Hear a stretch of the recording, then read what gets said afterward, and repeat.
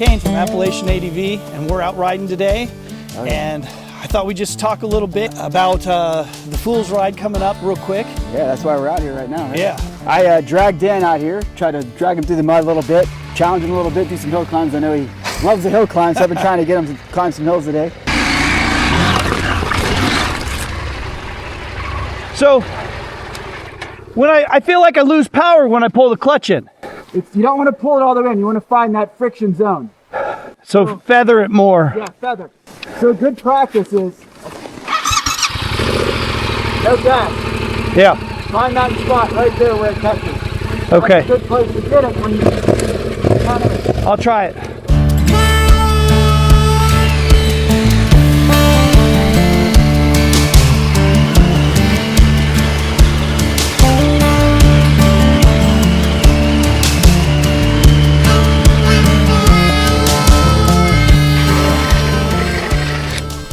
Those are good to practice on. Yeah. They're a little wonky, but they're not steep. Right. That just gets you used to the momentum you need. Kind of keep it going and feather the clutch a little bit, hit the line.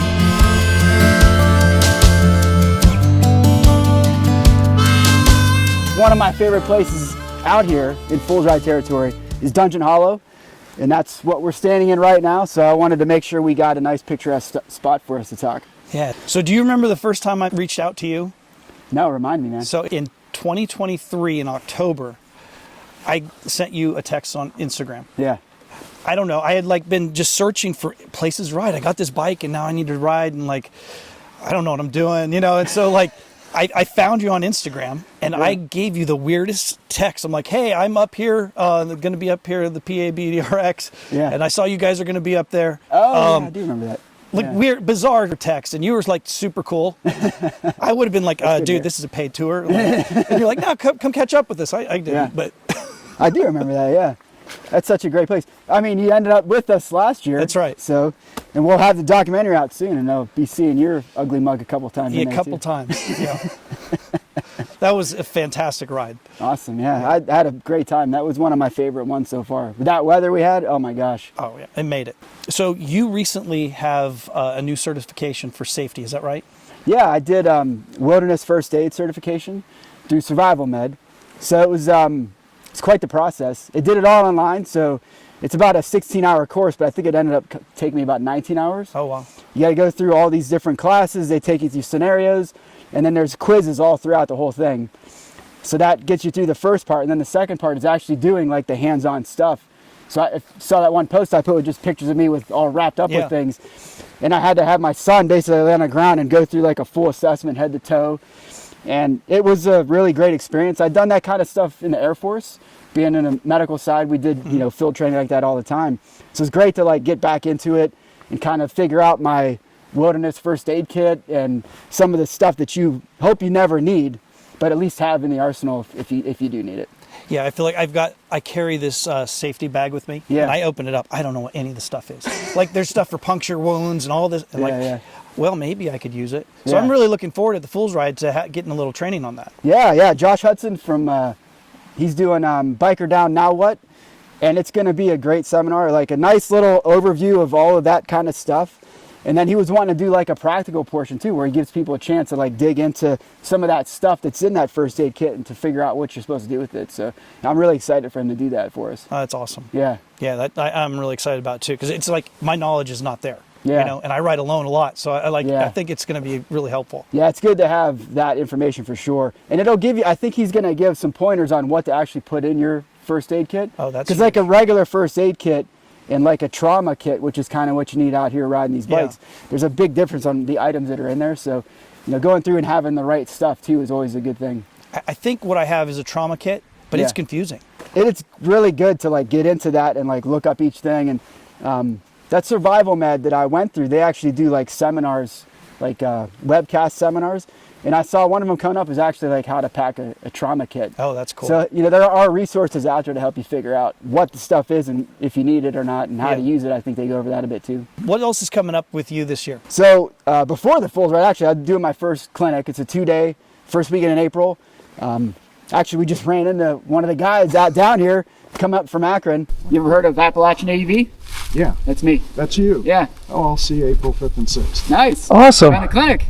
Yep. Awesome, man. So, And I'm glad you came today because it's given me that, put my coach hat back on as I'm talking you through that hill climb stuff. So that, I need it. Let's. the riding clinics are kind of like the bulk of the year, really. I have a couple big events, the Fools Ride, the Allegheny Jamboree, which still has some space open on that. And then the 2 tours I do, which are both, they're actually not out for public consumption yet, but we've actually put them out on a newsletter, and I've sold most of those tickets for those too. But the clinics kind of take a lot of my time throughout the year. And this year, also, on top of that first aid wilderness thing, I got a coach certification through USMCA. It's the Motorcycle Coaching Association. Oh, that's cool. And that was another one that took me like probably 2.5 to 3 days to go through all the requirements, a bunch of different certifications in that one, you know, providing like kind of like my rubric and the things that I would do if they give you kind of scenarios, hey, this just happened, what would you do? So it's a really great process to go through and a program to get into. So, you know, as I'm building Appalachian ADV and trying to get more and more people out here, those are the types of things that I need to do for myself to be ready for when things happen. And then just to, you know, show people that I'm serious about it. I'm getting these different certifications. Yeah. Like I want to make sure that the community is safe and that we're out here having a good time, but we do still take chances. Yeah. You're sort of doing the impossible. You're doing the thing that like every rider wants to do, is be able to find a way to like make money and ride a motorcycle. Right. Yeah. Yeah. Right? Yeah. It's not that simple, is it? No. It takes a ton of time because basically how I built Appalachian ADV is to go basically from about March through October. And for me to do all those things, like, so after October until March over the winter, there are so many administrative things that I have to do, permit processes and insurance requirements and just getting tables and chairs for the Fools, like all of these things I have to do now to be able to do the events later. Because once this stuff starts going, I don't have the time to do all that admin stuff. Right. So you're like planning a year out almost. yeah, that's why I kind of set my schedule up in November. It helps me, but it also helps people take vacation. A lot of people have to take vacation for the full year. So I start setting up that schedule in November so that I know, okay, I need to call the table guy and say, these are the dates we're going to be there. I need to rent, 60 tables or whatever it is. So I have to like be extremely prepared. And after doing this for so many years, I've kind of come up with a flow and I have a good process to it. But things come up like this year, the insurance requirements got drastically different. If you heard anything through the AMA, they kind of had some stuff out there about insurance things, but that delayed me like almost a month or more. Oh, wow. Just trying to deal with those new things. So it's a constant battle. And on top of that, like I'm a certified laboratory scientist, so I work in a hospital. I still work in a hospital. Once I kind of started doing this more full time, I switched to a per diem role. So I kind of tell them when I'm available, and sometimes they'll use me and sometimes they won't. But my wife works full time and I work part time doing that plus this. And to say that we are rich is a joke. Like, Right. It's a passion. I love to do it. This is what I'd rather do than sit in a laboratory all day. So I take a lot of risk. I take a lot of things on to make all of this stuff work, but it's definitely not easy. I couldn't imagine. You're not feeling good and you got a thing going. What do? You got to do it. Exactly, yeah. I mean, you were at PA Wilds when I had my Yeah. most exciting come off of the year. And I remember, like, I don't remember if it was right at the thing or when we went to the lookout. And you were kind of like, dude, if that was me, I'd be like, we're going home, guys. But I was like, I'm sore and I'm here to do a job. Yeah. I'm still having fun, even though that hurt really bad. Yeah. So we were able to finish the day and work it out. But it is like, I put a lot of the pressure on myself. I need to make sure everybody has a good time and to take care of everybody. And we challenge people appropriately. So I try to learn about them a bit, just like you. See where you're at. We kind of talk about it. And then I know how far I can push you, or at least I have an idea at least. So all of those things are constantly going through my brain 12 months a year. Even when I'm not out there riding, I still have to kind of think about that, or how I want to improve the clinics or anything, like all of that stuff. So you can ask my wife, my son, like my mom, they all help out with some of the bigger events, but they see like how much it takes for me to actually make all of this work. So I would rather be doing anything else. So I cannot complain, and we're making it work.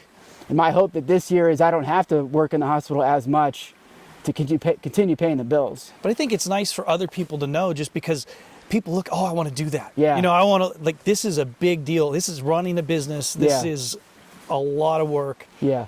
all the time. Yeah.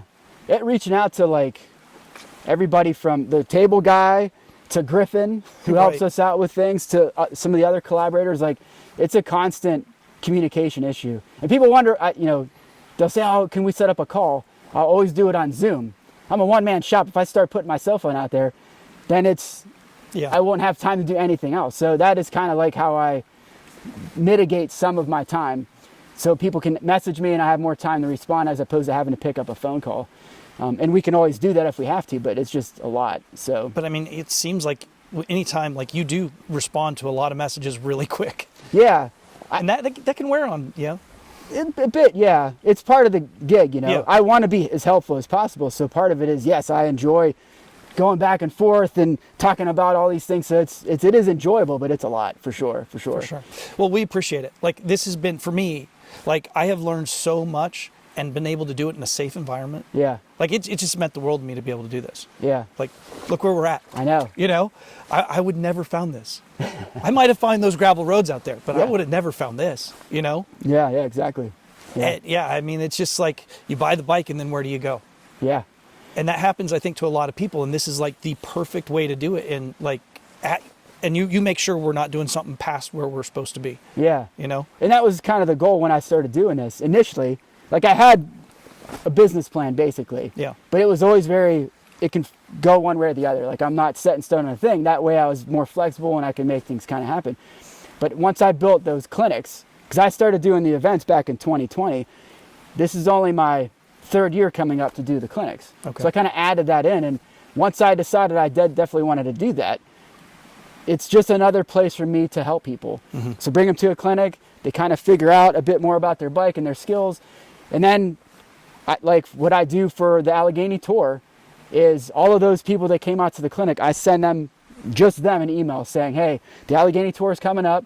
This is how much it's going to cost, but here is a discount code to come out and continue that training. That's awesome. And I try to do the same thing with the PA Wilds tour and some of the other ones too, is like, these are opportunities to continue that educational aspect of it. Yeah. And the Fools Ride is a good example too. Like, when I started building the rallies, I wanted to make sure there was something for everybody. So we did a lot of great dirt and gravel roads today. Yeah. And I have loops where it's just that. So if you're not comfortable riding through a creek like this, you can go out and just do that all day. Or if you want to get wet and muddy, then follow me and we'll go do that stuff too. So that's kind of how I wanted to make this work, is that it kind of helps build a community around it, and then everybody kind of gets a taste for something, you know. And I think it's really, really worked, and a lot of people really appreciate it. That's good to hear, man. Like, it is, you know, I put a lot of time and effort and work into it, and you know, just started that podcast thing too. And I've been getting a couple guys here and there giving me good feedback about things, and it's really nice to hear that. Yeah, speaking of that, Oh, yeah. no, that was awesome. Like I told you when we met the first thing this morning, I was like, me and Tom started talking about you having a great time on your bike, sometimes too much fun. That's true. And I was waiting and waiting. I was like, I know he's going to give some kind of response. And finally, yesterday, I see a YouTube video with the response. It was perfect. It was just perfect. Yeah. Awesome. Yeah. Well, this has been really nice. We should go ride. I think we should. Yeah. I'm tired of staying here, man. I know, my feet are getting wet.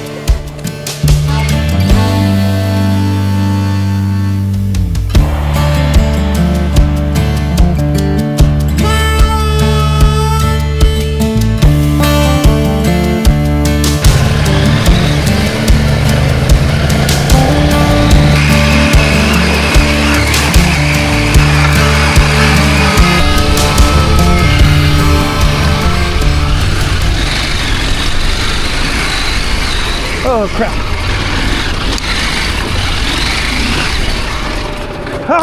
Oh, shoot. Side stand.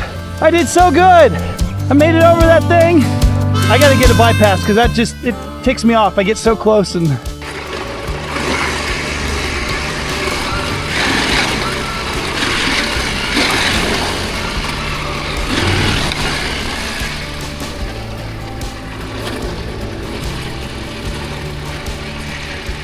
I probably shouldn't tell you. Last time we were here, I was scared. Yeah. Like I kept saying, "Are we really going down this? Yeah. Really?" I remember you talking. asking questions. Are we really I good? remember you were a hill climb guy, so. Yeah, I'm a natural hill climber. Yeah. And then, you know, it was nothing. Yeah. It was nothing. It looks worse than it is sometimes. Yeah. Bikes are good, really good about just being able to roll over things or through them. Yeah. They're so heavy. This does that pretty well.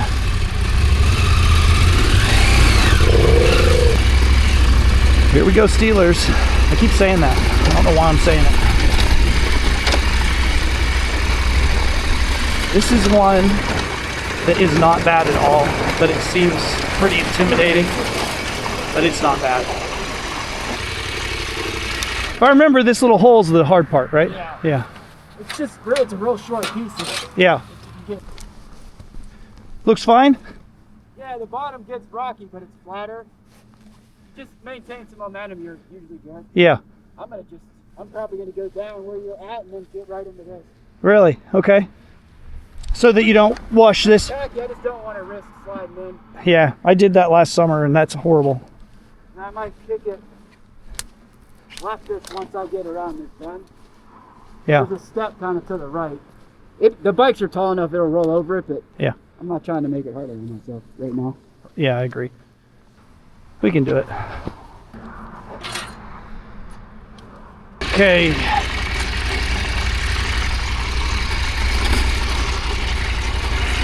And here we go.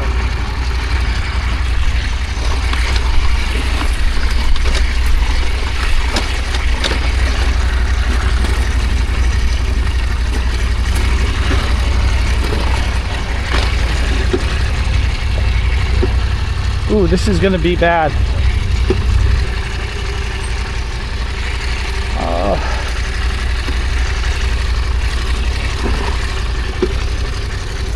Yeah, I can't do it.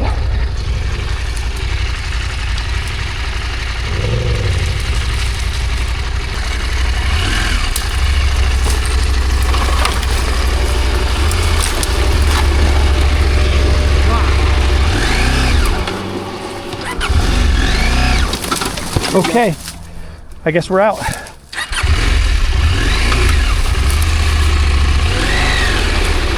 Thanks, man.